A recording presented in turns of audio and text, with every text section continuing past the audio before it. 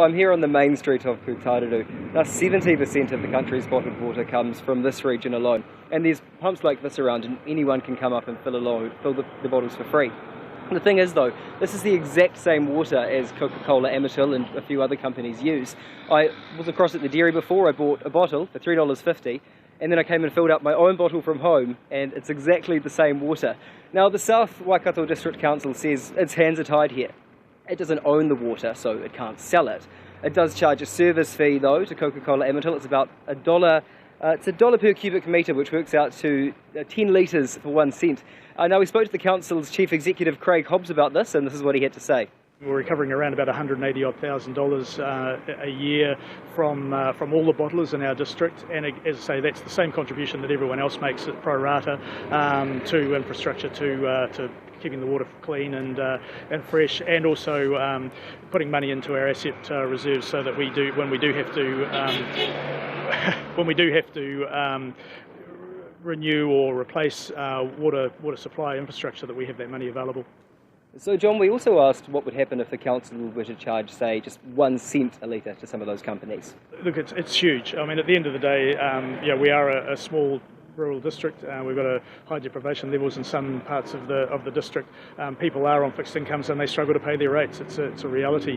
The more we can supplement that income through other means, the better, really, to be honest. But because of the constraints around legislation, we struggle to do that. Right, Alex, that's the council CEO, Craig Hobbs. But you've also been speaking to the mayor there, right? What's he saying?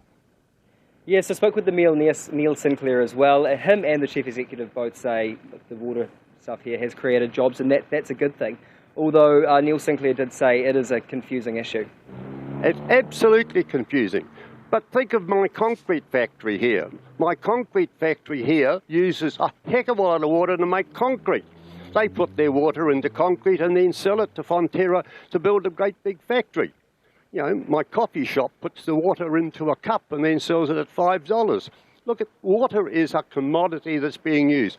And we as a nation have got to get together and find out how to do it best. It's just not a simple quick fix. The answer is to working with communities and government, and iwi, and then saying, how do we actually work this commodity that is going to benefit the whole of New Zealand and not just some individuals. Right, so that's the South Waikato's Mayor, Neil Sinclair. Alex, you've been speaking to the locals there. Now, you can fill up your water at the tap behind you, or you can buy exactly the same water for $3 a bottle or whatever from the shop. What are the locals saying about this situation?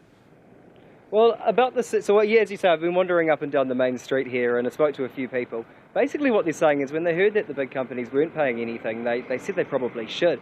But on the bottled water thing, so the thing is, they say, sometimes you need to buy water, it's always going to be a thing. But again, they just think that if a big company's getting it for free, perhaps they should be paying a little something here. The locals have to pay for and so why shouldn't the companies? They're making a huge profit on that, and really, they don't keep the upkeep, they don't do anything with the stream at all. Well, they're taking our water, why shouldn't we get something back? We have to pay rates, why shouldn't they pay? It's a local resource and they're making money out of it, and there's nothing coming back for it, what they're taking out. Because they're taking resources from us that we have to pay for ourselves.